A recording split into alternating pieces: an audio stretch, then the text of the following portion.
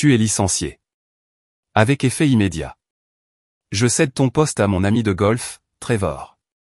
Franchement, tu es trop émotif pour diriger. Je fixais le message qui s'affichait sur l'écran de mon téléphone, les mots devenant flous tandis que des milliers de fans hurlaient et chantaient autour de moi. L'ironie ne m'échappait pas. J'étais là, assise dans la section VIP de la tournée Iris de Taylor Swift à Atlanta, en Géorgie, quand ma carrière a explosé entre mes mains. Je m'appelle Danielle Russo et j'ai 34 ans. Ou plutôt, j'étais directrice des relations publiques chez 5ST Boworks jusqu'à il y a environ 30 secondes. Au cours de la dernière décennie, j'ai construit leur département de communication à partir de rien pour en faire une opération primée qui a géré certaines des campagnes pharmaceutiques les plus médiatisées du Sud-Est. J'ai jeté un coup d'œil à ma gauche, Patricia Henderson, membre du conseil d'administration de 5ST, se balançait au rythme de la musique, complètement inconsciente de la bombe nucléaire qui venait d'exploser dans ma vie professionnelle. Elle m'avait invité ce soir pour la remercier du lancement de produits impeccables que j'avais orchestré 3 mois auparavant, celui qui avait généré 42 millions de dollars de précommande et nous avait valu la couverture de 3 magazines spécialisés. Les lumières du stade pulsaient au rythme de la musique, mais je ne voyais que le visage suffisant de mon patron, le directeur des opérations Gregory Walsh. Il me poursuivait depuis que j'avais refusé sa proposition ridicule de sponsoriser le tournoi de golf de son country club avec les fonds de l'entreprise. Apparemment, mon intégrité rendait ma collaboration difficile. Patricia se pencha, les yeux pétillants d'excitation. C'est incroyable, non? Je n'arrive pas à croire que tu nous aies trouvé ces places. Je me forçais à sourire, l'esprit s'emballant. En fait, Patricia, j'ai quelque chose d'intéressant à te montrer. J'inclinai mon téléphone vers elle, observant son expression changer à la lecture du message de Gregory. Son visage passa de la confusion à la stupeur, puis à la fureur absolue en l'espace de 5 secondes. Il t'a viré ce soir pendant cette scène? Elle fit un geste vers la spectaculaire mise en scène qui nous entourait. Apparemment, oui, dis-je d'une voix posée, tout en calculant intérieurement les dégâts catastrophiques que cela allait causer. 3 clients importants avaient expressément demandé à travailler exclusivement avec moi. 2 lancements de produits étaient prévus le mois prochain, sous ma supervision directe. Et Gregory voulait tout confier à Trevor Morrison, un gars dont la plus grande réussite professionnelle était d'avoir organisé un tournoi de golf caritatif qui a permis de récolter 12 000 $. La musique résonnait autour de nous, mais Patricia ne prêtait plus attention au spectacle. Elle parcourait mon téléphone, relisant le message, son visage s'assombrissant à chaque mot. Je pouvais pratiquement voir les engrenages tourner dans sa tête alors qu'elle traitait les implications de la décision impulsive de Gregory. Avec le recul, j'aurais dû m'en douter. Gregory Walsh m'avait toujours reproché de ne pas être directement rattaché au PDG, alors qu'il devait gravir les échelons par les canaux traditionnels. Lorsque j'ai été embauché il y a 10 ans, 5ST Boworks était une petite entreprise de recherche avec des scientifiques brillants mais aucune présence médiatique. Ils m'ont recruté directement après mes études supérieures, avec un diplôme en communication et une soif de faire mes preuves. J'ai tout construit de A à Z, les protocoles de presse, les systèmes de relations clients, les procédures de gestion de crise qui ont permis à l'entreprise d'économiser des millions lors de la crise sanitaire il y a 2 ans. J'ai personnellement cultivé des relations avec des journalistes, des responsables réglementaires et des leaders du secteur qui m'ont fait une confiance absolue. Mon taux de fidélisation client était de 96% et mes campagnes ont constamment dépassé les objectifs d'engagement d'au moins 30%. Mais Gregory percevait ma réussite différemment. Pour lui, j'étais le parvenu qui contournait la hiérarchie traditionnelle. Il m'a clairement fait comprendre, à chaque interaction, qu'il considérait mon poste comme inutile, un titre ronflant pour ce qu'il appelait la rédaction de communiqués de presse et la courtoisie des journalistes. Peu importe que ces communiqués aient généré plus de 200 millions de dollars de couverture médiatique positive, ou que mes fréquentations aient empêché 3 scandales potentiels d'atteindre les médias. La tension est montée d'un cran il y a 6 mois lorsque Gregory a commencé à pousser Trevor Morrison, son partenaire de golf et ancien colocataire à l'université, à postuler pour un poste dans mon département. Trevor avait un diplôme de commerce et aucune expérience en communication pharmaceutique. Auparavant, il gérait les réseaux sociaux pour une chaîne de restaurants locale, où sa plus grande crise a été un avis négatif sur Yelp concernant des frites froides. Trevor apporte un regard neuf, avait affirmé Gregory lors de notre dernière réunion de service. Parfois, l'expérience peut rendre les gens rigides dans leur raisonnement. Je savais ce qu'il voulait vraiment dire. Trevor serait malléable, reconnaissant et, surtout, loyal envers Grégory plutôt qu'envers les intérêts réels de l'entreprise. Lorsque j'ai poliment refusé de créer un poste pour quelqu'un d'aussi peu qualifié, l'attitude de Grégory à mon égard est passée de l'indifférence professionnelle à l'hostilité active. Il a commencé à m'exclure des réunions clés, à remettre en question mes demandes budgétaires et à saper mon autorité auprès des membres subalternes du personnel. Le mois dernier, il a suggéré au PDG Robert Chen que mon département pourrait être rationalisé pour plus d'efficacité, un jargon d'entreprise pour désigner la suppression de mon poste et la répartition de mes responsabilités entre des personnes qui lui seraient subordonnées. Patricia avait été témoin de certains de ces jeux de pouvoir lors des réunions du conseil d'administration, ce qui expliquait probablement pourquoi elle semblait prête à commettre un meurtre à ce moment précis. Elle comprenait exactement ce que Grégory tentait, une prise de contrôle hostile du département que j'avais construit au cours d'une décennie de journées de 18 heures et de nuits blanches à gérer les crises. La foule autour de nous a éclaté lorsque les premières notes d'une autre chanson ont commencé, mais la célébration semblait désormais creuse. Tout ce pourquoi j'avais travaillé s'effondrait, et je ne pouvais rien faire pour l'arrêter.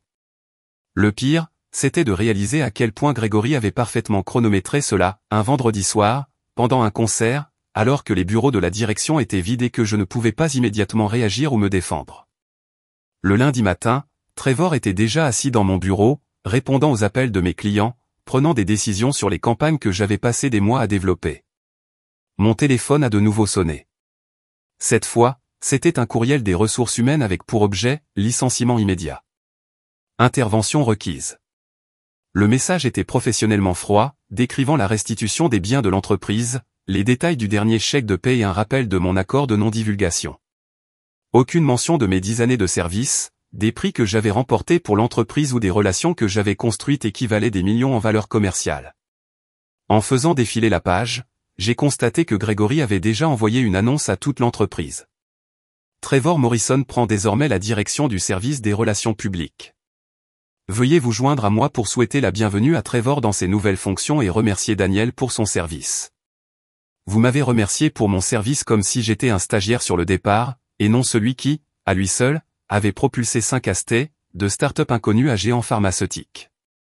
Le ton dédaigneux a fait monter ma tension artérielle, mais je me suis forcé à rester calme.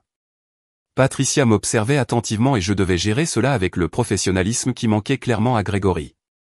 Daniel, c'est totalement inacceptable, dit Patricia, la voix crispée par une colère contenue. Le conseil d'administration n'a pas été consulté sur cette décision. Grégory n'a pas le pouvoir de licencier des chefs de service sans autorisation. J'ai hoché la tête, même si je n'étais pas vraiment surpris que Grégory ait outrepassé ses limites. Il agissait de plus en plus de manière autonome ces derniers temps, prenant des décisions qui auraient dû nécessiter la supervision du conseil d'administration. Le parrainage du tournoi de golf qu'il avait poussé avec tant d'agressivité n'était qu'un exemple de sa tendance à privilégier ses intérêts personnels par rapport à la politique de l'entreprise. Ce qui est vraiment inquiétant, dis-je prudemment, c'est que 3 de nos plus gros clients spécifiquement engagés pour travailler avec moi personnellement, le compte pharmaceutique Hernandez, le Morrison Medical Partnership et l'ensemble de la campagne de recherche Westbrook ont tous des clauses exigeant mon implication directe. Patricia écarquilla les yeux lorsqu'elle comprit toutes les implications. Ces comptes représentent quoi? 40% de notre chiffre d'affaires annuel. Plus près de 55% si l'on tient compte des renouvellements de contrats prévus pour le prochain trimestre.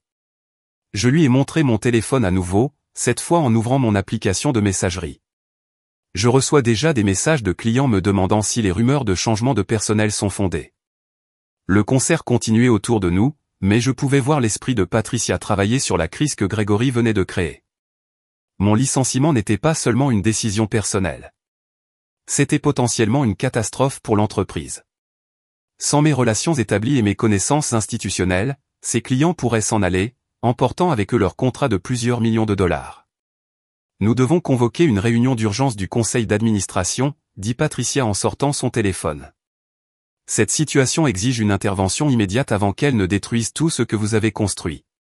Dimanche soir, je n'ai pas réussi à dormir. Je consultais mon téléphone sans cesse, observant les clients qui me contactaient les uns après les autres avec des questions de plus en plus urgentes. Les rumeurs se répandaient plus vite que je ne l'avais prévu, et l'annonce hâtive de Grégory avait créé exactement le genre d'incertitude qui rendait les partenaires de l'entreprise nerveux. À 6 heures du matin, j'ai reçu un appel de Janet Hernandez, PDG de Hernandez Pharmaceuticals et mon plus gros client. Mon assistant m'a dit qu'un certain Trevor Morrison avait appelé, prétendant prendre le contrôle de notre compte. J'ai pesé mes mots avec soin, sachant qu'une seule fausse déclaration pourrait déclencher une révision contractuelle.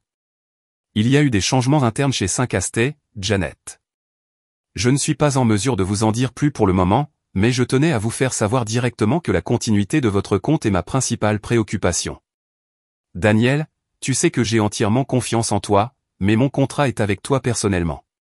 Si tu ne gères pas notre campagne, nous devons réévaluer notre partenariat immédiatement. À 8 heures, j'avais reçu des appels similaires de Morrison Medical et de Westbrook Research.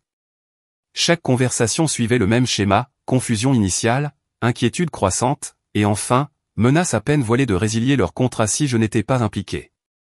J'ai documenté chaque conversation, sachant que Patricia aurait besoin de ces informations pour la réunion d'urgence du conseil d'administration qu'elle avait prévue lundi matin.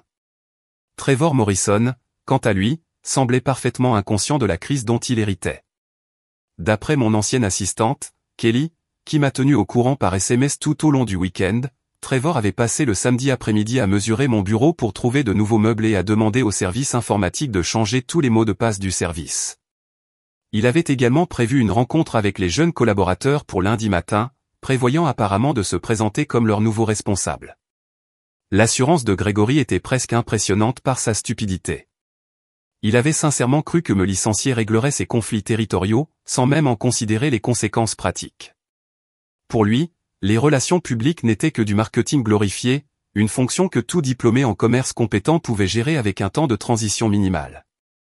J'ai passé le dimanche après-midi à préparer un document de transfert complet, non pas par obligation mais pour me protéger et protéger le personnel subalterne, qui ne méritait pas de souffrir pour la vendetta de Grégory. Le document décrivait chaque campagne active, les préférences des clients, le protocole de gestion de crise en cours et les livrables prévus pour les 6 prochains mois. Il s'agissait de 47 pages de connaissances institutionnelles détaillées que Trevor ne pourrait jamais reproduire. Mais ce document avait aussi un autre objectif. Il démontrait précisément à quel point Grégory ne comprenait pas mon rôle. Chaque page mettait en lumière des relations, une expertise et des engagements permanents qui ne pouvaient être simplement transférés à un remplaçant inexpérimenté. Lorsque le conseil d'administration l'a examiné, il a immédiatement constaté que Grégory avait essentiellement dynamité les fondations d'un département qui générait 60% de la couverture médiatique positive de Syncastet. Lundi matin, j'ai reçu un SMS de Patricia, réunion d'urgence du conseil d'administration à 9 heures. Préparez-vous à présenter votre point de vue. C'est loin d'être terminé. J'ai revêtu avec soin mon plus beau costume bleu marine, celui que je portais pour les présentations clients à enjeux élevés. Si je devais me battre pour ma carrière, je voulais ressembler au professionnel accompli que Grégory prétendait que je n'étais pas. Je suis arrivé au siège de Syncastet avec 30 minutes d'avance, utilisant mon accès au bâtiment encore actif pour récupérer des dossiers dans mon bureau avant l'arrivée de Trevor. La vue de mon espace de travail était saisissante. Mes récompenses professionnelles avaient été emballées dans des cartons, mes photos de clients avaient été retirées des murs et ma tasse à café personnalisée avait été remplacée par un verre Syncastet générique. Trevor avait déjà commencé à s'approprier l'espace, ce qui lui semblait être une violation de quelque chose de sacré. À 8h45, je me suis installé dans la salle de conférence adjacente à la salle de réunion, relisant mes notes une dernière fois. Ce qui se passerait dans l'heure qui suivrait déterminerait si l'emprise impulsive de Grégory réussirait ou si la justice finirait par rattraper son ambition débridée. La réunion d'urgence du conseil d'administration a débuté par le SMS de mon licenciement déposé par Patricia Henderson sur la table de conférence, tel un élément de preuve dans un procès pour meurtre.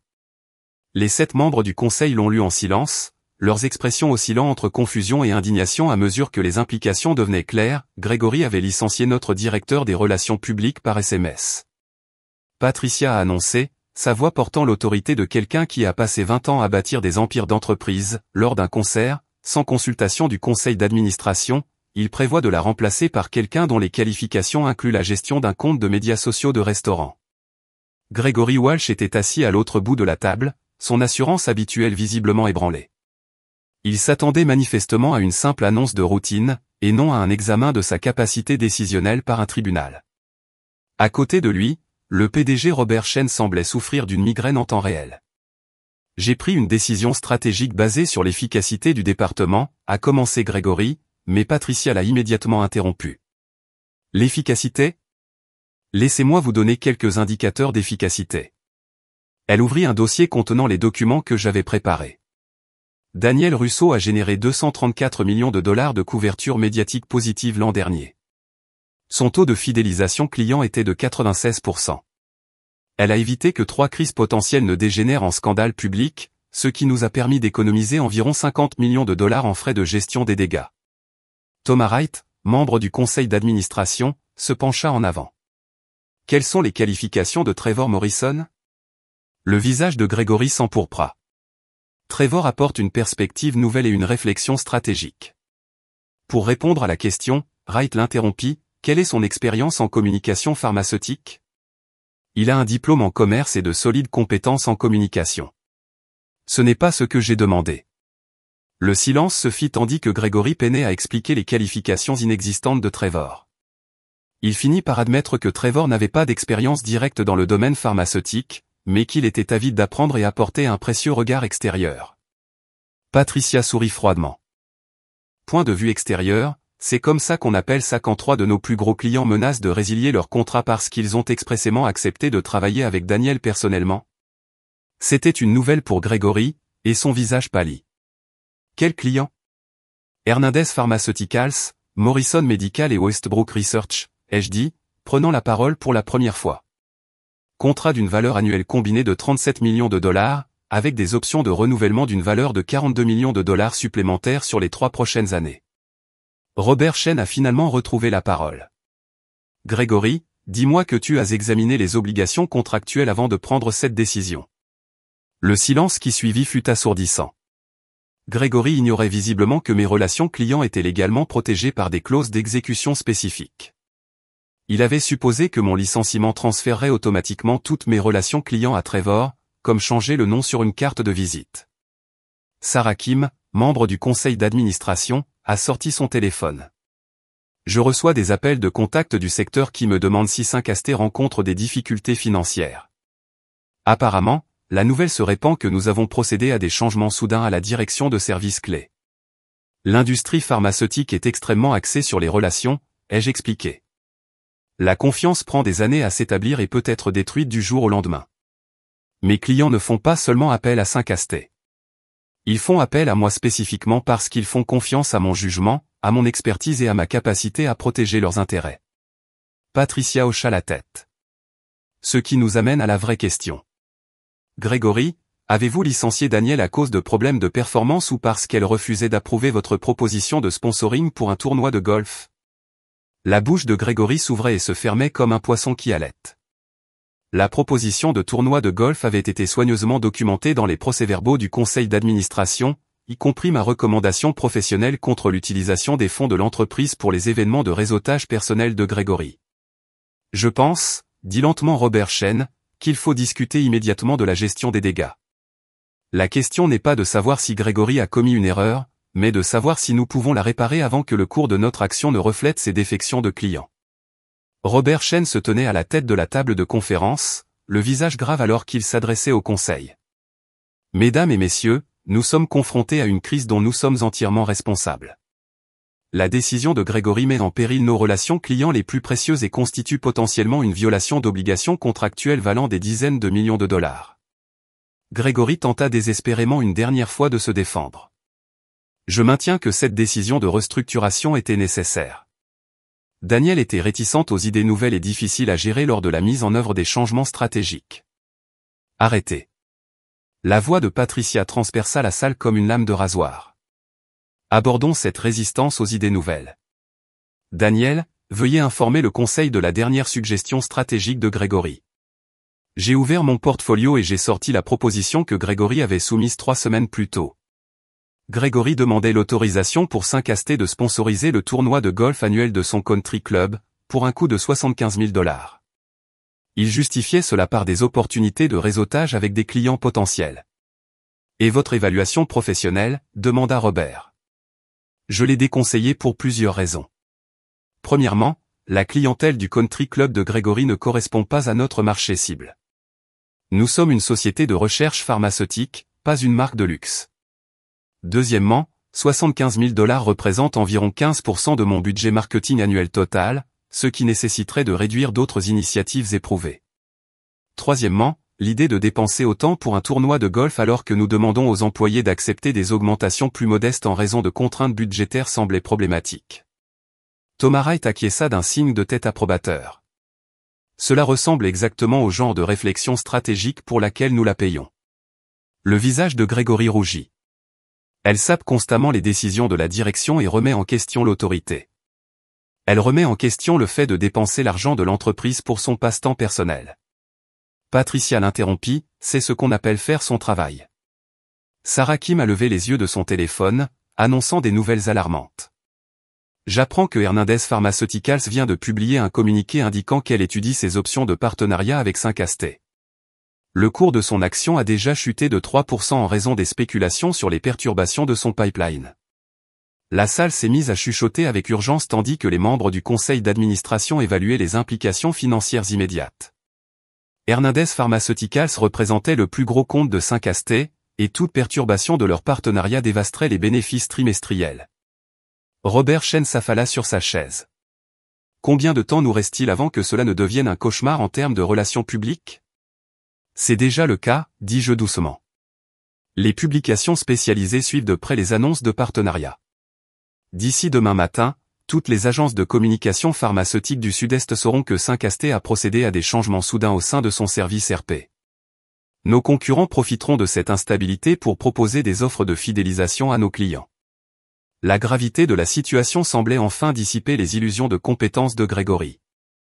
Peut-être pourrions-nous offrir à Trevor une formation complémentaire. Une formation ? Wright rit amèrement. Grégory Daniel a 10 ans d'expertise spécialisée et a établi des relations qui ont mis des décennies à se construire. Un séminaire d'un week-end ne suffit pas à créer cela. Patricia se pencha en avant. Voilà ce qui va se passer.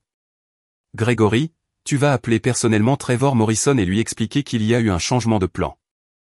Ensuite, tu vas rédiger un projet de rétractation à l'échelle de l'entreprise concernant ton annonce prématurée. Mais je lui ai déjà promis le poste. Ensuite, tu expliqueras que tu as fait une promesse que tu n'avais pas l'autorité de tenir, dit Robert fermement. Ce conseil a l'autorité ultime sur les nominations des chefs de département, et nous exerçons cette autorité maintenant. Le silence se fit dans la salle lorsque la réalité de la situation de Grégory devint évidente. Il avait joué un jeu spectaculaire, transformant ce qui aurait dû être une lutte de pouvoir de routine en une crise menaçant l'entreprise. Daniel, dit Patricia en se tournant vers moi avec un léger sourire. Je crois que nous avons des négociations à discuter. Mardi matin, je suis retourné chez Syncasté Bowworks, le pas léger et un contrat de travail nettement amélioré dans ma mallette. La réunion d'urgence du conseil d'administration s'était conclue par la suspension immédiate de Grégory dans l'attente d'un examen, le licenciement précipité de Trevor Morrison avant qu'il ne puisse causer davantage de dommages, et ma réintégration avec une augmentation de salaire de 20% et une rémunération en actions. Mais ma véritable victoire n'était pas financière. C'était une justification professionnelle. La première personne que j'ai rencontrée était Kelly, mon ancienne assistante, qui était presque folle de joie. Daniel, tout le monde te demandait quand tu reviendrais. Trevor a tenu exactement 36 heures avant de supprimer accidentellement la base de données principale des contacts clients. Je n'ai pas pu m'empêcher de sourire. Par accident. Il essayait de rationaliser le système et a réussi à corrompre 3 années d'informations de contacts méticuleusement organisées. J'ai passé toute la journée d'hier à le recréer à partir de fichiers de sauvegarde. Alors que je parcourais le service que j'avais créé de toutes pièces, des collaborateurs juniors s'approchaient avec un air de soulagement et une joie à peine contenue. Les 4 derniers jours leur avaient démontré la valeur de mes connaissances institutionnelles et de mon leadership. Sans mon aide, ils avaient eu du mal à communiquer avec les clients et avaient failli manquer 2 échéances cruciales de campagne. Mon bureau avait été restauré à la hâte dans sa configuration d'origine, même si j'avais remarqué que les effets personnels de Grégory étaient visiblement absents de la suite du directeur adjacente. Patricia avait mentionné, lors de nos négociations contractuelles, que l'avenir de Grégory au sein de l'entreprise était en cours d'évaluation, ce qui était un terme d'entreprise pour décrire la mise à jour de son CV. J'ai passé la matinée à répondre aux appels de clients soulagés d'apprendre directement de ma bouche que la transition de personnel était réglée. Janet Hernandez a été particulièrement directe. Daniel, ce Trevor m'a appelé 3 fois hier pour me poser des questions basiques sur notre portefeuille de produits. C'était comme expliquer la physique quantique à un Golden Retriever. À midi, la nouvelle s'était répandue dans l'industrie pharmaceutique que 5AST avait restructuré ses récents changements organisationnels. Le cours de l'action s'était redressé, la confiance des clients s'était stabilisée et les activités normales avaient repris. L'ampleur réelle de la chute de Grégory est apparue au cours des semaines suivantes. L'enquête du conseil d'administration a révélé une série de décisions douteuses et de manquements à l'éthique qui allaient bien au-delà de mon licenciement. Ces notes de frais faisaient état de nombreux dîners d'affaires dans son country club avec des personnes n'ayant apparemment aucun lien avec 5AST. Il avait également fait pression sur des fournisseurs pour qu'ils sponsorisent ses événements de golf personnels en échange de conditions contractuelles avantageuses. Le plus dommageable a été de découvrir que Grégory avait promis mon poste à Trevor Morrison 3 mois avant mon licenciement, avec un accord écrit précisant mon salaire et mes avantages. Cela a prouvé la préméditation et démontré que mon licenciement était une mesure de représailles plutôt qu'une mesure de performance. Patricia m'a convoqué à son bureau un vendredi après-midi pour me donner des nouvelles. Grégory a remis sa démission hier. Il a accepté un poste dans un petit cabinet de conseil à Tampa, en Floride. Un changement de direction important au sein d'une grande entreprise pharmaceutique. J'ai ressenti un mélange complexe de satisfaction et de déception professionnelle. Le comportement vindicatif de Grégory avait créé un chaos inutile, mais je ne prenais aucun plaisir à détruire la carrière de qui que ce soit. Trevor Morrison a également trouvé un nouvel emploi, poursuivit Patricia avec un amusement à peine dissimulé. Il gère les réseaux sociaux d'une chaîne de pizzeria. Apparemment, il a décidé que la communication pharmaceutique était trop complexe pour ses compétences. L'ironie était parfaite. Trevor était revenu à un poste exactement du type pour lequel il était réellement qualifié, tandis que Grégory avait découvert que brûler les ponts dans une industrie spécialisée limitait considérablement les opportunités futures. Ma véritable vengeance n'a pas été d'orchestrer leur chute. C'était simplement d'exceller dans mon travail tandis qu'ils démontraient leur incompétence. Le contraste était éloquent. Cet après-midi-là, j'ai reçu un mot manuscrit de Robert Shen. Daniel, votre professionnalisme durant cette crise a rappelé à tous l'importance d'un leadership fort. Merci d'avoir géré une situation impossible avec grâce. Parfois, la meilleure revanche consiste simplement à exceller tandis que vos ennemis se détruisent par leurs propres mauvais choix. En me tournant vers l'avenir, j'ai réalisé que survivre à la trahison de Grégory avait renforcé ma position au sein de l'entreprise et du secteur. La confiance du conseil d'administration en mes compétences était désormais inébranlable. Mes relations avec les clients avaient été mises à l'épreuve et se sont révélées indéfectibles. Et ma réputation de gestion des crises avec intégrité était plus forte que jamais. Parfois, la plus douce des vengeances est simplement de regarder les actions de votre ennemi prouver exactement pourquoi il n'a jamais mérité le pouvoir qu'il a essayé de vous voler.